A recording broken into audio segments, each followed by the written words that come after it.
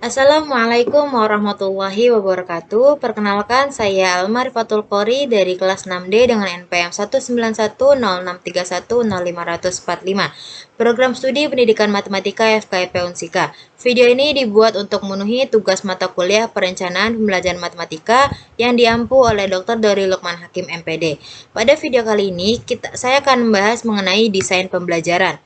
Nah, desain belajar ini dibuat untuk jenjang SMA kelas 11 semester genap pada mata pelajaran matematika, materi fungsi komposisi, dan fungsi inverse. Sebelumnya kita akan bahas terlebih dahulu terkait kurikulum. Nah, pada kurikulum, desain pembelajaran ini yang akan dibahas yaitu yang akan digunakan lebih tepatnya yaitu terkait kurikulum 2013 revisi sebelumnya pada Undang-Undang Nomor 20 Tahun 2003, kurikulum merupakan seperangkat pengaturan dan rencana mengenai tujuan, isi, dan materi pelajaran. Nah, kurikulum Indonesia ini mengalami beberapa perubahan. Pertama itu adalah kurikulum 1947 dengan nama Rencana Pelajaran 1947. Kemudian berubah menjadi kurikulum 1952 dengan nama Rencana Pelajaran Terurai 1952. Kemudian berubah kembali menjadi 1964 menjadi Rencana Pendidikan 1964. Kemudian berubah menjadi kurikulum 1968, kurikulum 1975, kurikulum 1984 dengan nama kurikulum 1975 yang disempurnakan, dan yang ketujuh yaitu kurikulum 1994 dan suplemen kurikulum 99. Dan perubahan ke-8 yaitu kurikulum 2004 dengan nama KBK, kurikulum berbasis kompetensi, kemudian berubah lagi menjadi kurikulum 2006 dengan nama KTSP atau kurikulum tingkat satuan pendidikan, dan kemudian menjadi kurikulum 2013, dan kemudian terakhir menjadi kurikulum 2013 revisi. Nah, pada desain pembelajaran kali ini kita menggunakan kurikulum 2013 revisi. Selanjutnya, sebelum kita melaksanakan desain pembelajaran, ada beberapa hal yang harus disiapkan oleh guru. Yang pertama, guru diharuskan untuk menyusun program tahunan. Kemudian, guru diharuskan menyusun program semester dengan sebagai berikut. Kemudian selanjutnya, guru menyusun silabus untuk mempermudah proses pembelajaran. Dan setelah silabus disusun, maka guru dapat menyusun rencana pelaksanaan pembelajaran atau yang dikenal dengan RPP. Nah, adapun isi dari RPP ini, sebelumnya RPP ini dibuat untuk satu pertemuan saja. Di sini pada RPP ini kita membahas mengenai kompetensi dasar, menjelaskan operasi komposisi pada fungsi serta sifat-sifatnya, dan juga menyelesaikan masalah yang berkaitan dengan operasi fungsi komposisi. Indikator yang dibahas yaitu memahami konsep fungsi komposisi, menyelesaikan masalah tentang operasi fungsi komposisi, dan mengetahui penerapan komposisi fungsi dalam kehidupan sehari-hari. Nah, pada RPP ini menggunakan desain pembelajaran berupa problem based learning atau biasa dikenal dengan PBL. Nah, adapun media pembelajarannya yaitu ada LKPD atau lembar kerja peserta didik, buku ajar, PowerPoint, Zoom, dan whiteboard online karena pembelajaran ini akan dilakukan secara daring. Adapun tujuan dari pembelajaran ini yaitu mengumpulkan dan mengolah informasi untuk membuat kesimpulan serta menggunakan prosedur untuk melakukan operasi aritmatika. Kemudian yang kedua, mengidentifikasi dan mengamati fakta pada fungsi inverse. Yang ketiga, menyajikan penyelesaian masalah yang berkaitan dengan fungsi. Selanjutnya, pada pertemuan ini, kegiatan yang dilakukan itu yang pertama pada kegiatan awal, di mana guru membuka dan berdoa bersama peserta didik untuk memulai pembelajaran. Kemudian guru memberikan pengarahan kepada peserta didik dalam proses pembelajaran yang akan dilalui. Kemudian pada kegiatan inti, guru mengajak peserta didik untuk aktif dan fokus dalam pembelajaran, yang dimana guru akan memberikan lembar kerja peserta didik dan kemudian LKPD tersebut akan dikerjakan secara kelompok dan peserta didik dapat berdiskusi dengan kelompoknya masing-masing. Kemudian pada kegiatan akhir ini, peserta didik diminta untuk mempresentasikan hasil diskusinya. Yang kemudian guru berperan untuk membimbing presentasi mereka, di mana guru akan menambahkan hasil presentasi mereka jika terdapat kekurangan.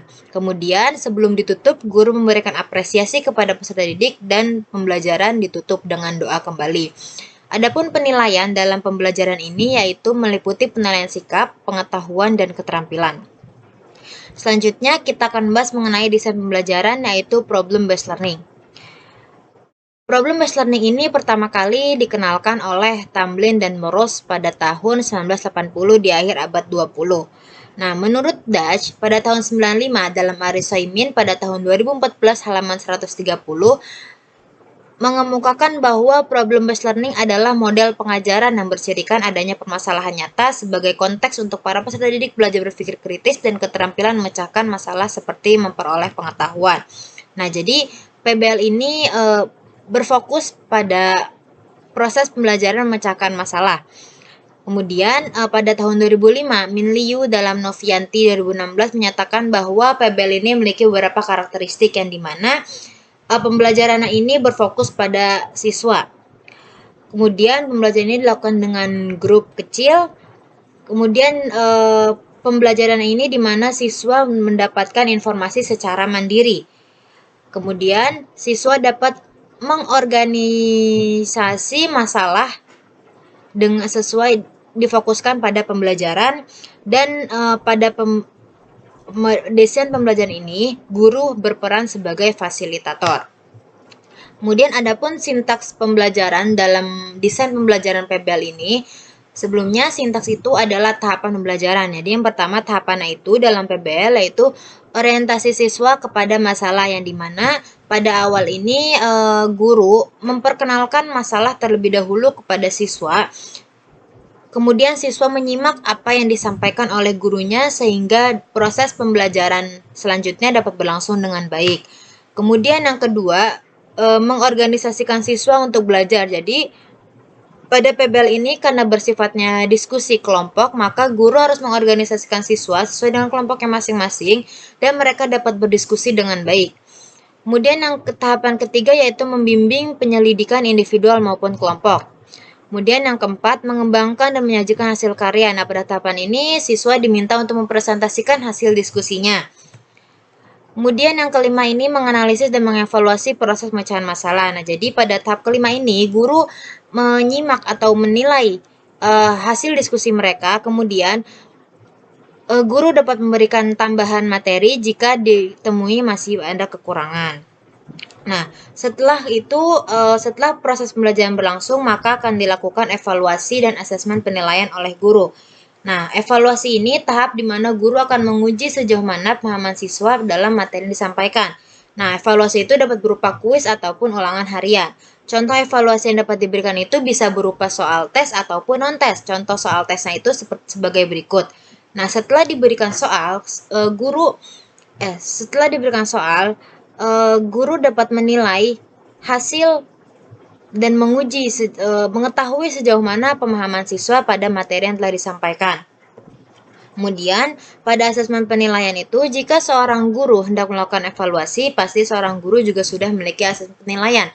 Nah, di mana asesmen penilaian ini dapat berupa skor penilaian, yang dimana pada desain pembelajaran problem-based learning ini, penilaiannya itu dapat berupa mengidentifikasi data, diketahui data ditanyakan, kecukupan data untuk mencari masalah. Kemudian, siswa mampu mengidentifikasi strategi yang dapat ditempuh dan siswa dapat menyelesaikan model matematika yang disertai dengan alasan. Itu pada asesmen penilaian kemampuan kognitif siswa.